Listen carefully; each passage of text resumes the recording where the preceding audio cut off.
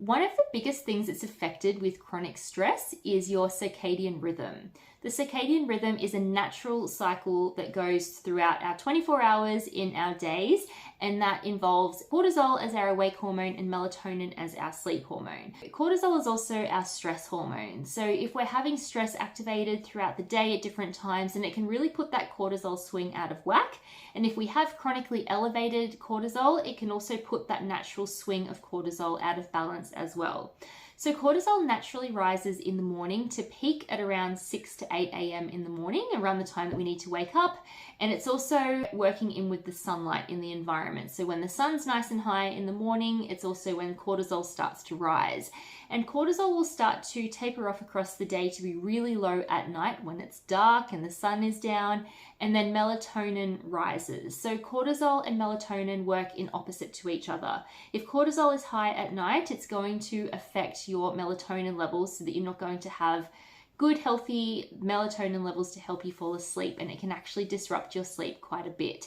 So this is something that's huge with people who have adrenal hormone imbalances. They're always tired during the day and they can't sleep at night.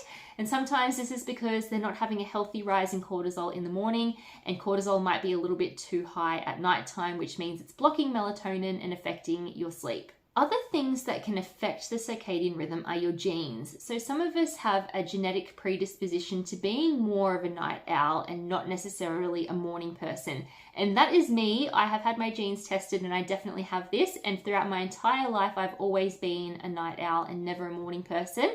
But I can tell you that you can actually change this with the tips I'm about to mention and turn yourself into a morning person who can sleep really well at night. So how can you get your circadian rhythm back into that nice balance? You really want to focus on a good morning routine and evening routine, and do this routine consistently every single day at the same time every day as well. This is going to be the best way for your body to start adjusting to the time that it needs to be getting up and when it needs to be going to sleep at night. Even if you're struggling to wake up in the morning and you're so tired, you still need to be as consistent as possible with this. And the same thing at nighttime. Even if you're struggling to fall asleep and you're having issues with that, just keep at it, keep trying, and eventually your body will adjust and you'll be able to fall asleep earlier and earlier. So in the mornings, when you wake up, you want to open up the blinds and let the sunlight in. That sunlight is going to tell the body that it's time to wake up and it's time to get that cortisol rising. If you are living somewhere that doesn't have a lot of sunlight in the morning, or perhaps you're waking up a bit earlier in the morning than the sun, then you can also get sunlight mimicking light boxes that you can have on your bedside table, and you can set an alarm with that to start gradually turning on that sunlight for you in your bedroom in the morning to help you with that cortisol response. So you want to do that, and if possible, you want to get some more sunlight exposure throughout the day as well. Keeping the blinds open at home or going for a walk on your lunch break outside in the sun, obviously with safe sun exposure as well. And in the evenings, you want to have a really good evening routine that's consistent. So pick the time that you need to be asleep, and you want to ideally have at least 8 hours of sleep every single night. So work out what time you need to wake up in the morning backwards to what time you absolutely need to be asleep by. But what I will say is that melatonin peaks at around 9 or 10 o'clock at night time. So you want to make sure you're riding that melatonin wave and getting in as many hours of sleep before midnight as you can.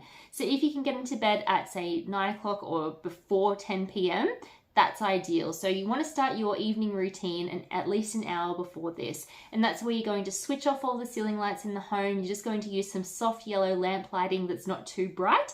You're going to switch off all of the screens because they emit a blue light, which is going to halt melatonin production, and that includes on your phone as well. If you absolutely have to look at your phone for whatever reason, turn it onto night mode so that the backlight turns into a yellow light. And you want to start doing some self-care to start winding down. So go and have your shower, get ready for bed, and do some journaling, do a meditation, do some stretching, anything that's going to help you to get into the present moment and start winding down for sleep. Before bed, you don't want to be looking at your phone, but something that can really help with sleep is putting on some rain sounds. You can put that on your phone. You can set a timer for that to turn off in the morning when you need to wake up.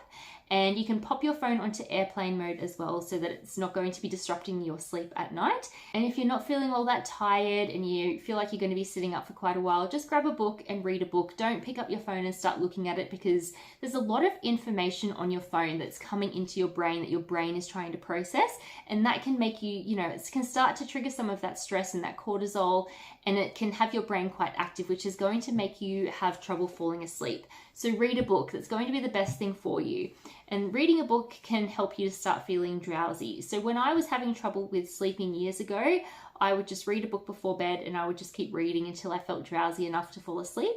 And eventually my brain started to notice that, when I read a book at night time, it's time for sleep. So I would get drowsy within reading only a couple of pages of my book. So it really does work. And the most important thing with all of this is to stay consistent in the morning and consistent at night. And this can really help to reset your circadian rhythm and make you into more of a morning person who sleeps really well at night.